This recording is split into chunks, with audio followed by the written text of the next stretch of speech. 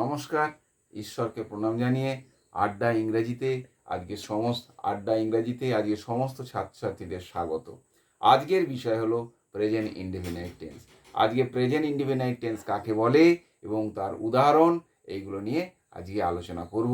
Present indefinite tense কাকে বলে? তাহলে যদি বর্তমানকালে কোনো কাজ সাধারণভাবে হয়, অ্যাজ ইউজুয়াল ওয়ার্ক, অর্থাৎ অ্যাজ ইউজুয়াল ওয়ার্ক বোঝালে, অথবা যদি অভ্যাসগত কাজ বোঝায়, বর্তমানকালে যদি অভ্যাসগত কাজ বোঝায় অর্থাৎ হ্যাবিচুয়াল ওয়ার্ক, যদি চিরন্তন সত্য বোঝায়, ইউনিভার্সাল ট্রুথ, তাহলে প্রেজেন্ট ইনডিফিনাইট টেন্স বা সিম্পল প্রেজেন্ট টেন্স হয়।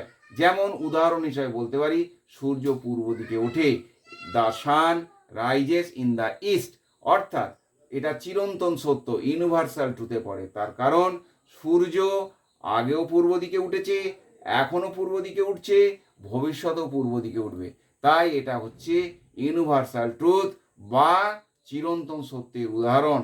আবার রাম সকালে ব্যায়াম করে, Ram takes exercise in the morning, এটা হ্যাবিচুয়াল ওয়ার্কের মধ্যে পড়ে, অর্থাৎ রোজ যে অভ্যাসগত কাজ করা হয়, ব্যায়ামটা রামের অভ্যাসগত কাজের মধ্যে পড়ছে।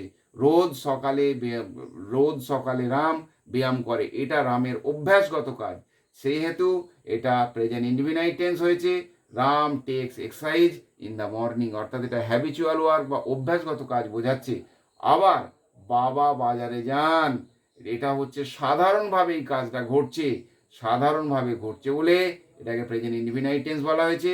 অর্থাৎ father goes to the market, এটা হচ্ছে অ্যাজ ইউজুয়াল ওয়ার্ক।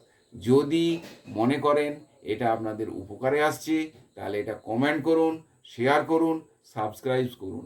আর যদি মনে হয় কোনো আলোচনা পুনর্বার শুনতে হবে, তাহলে আপনারা কমেন্টে জানান।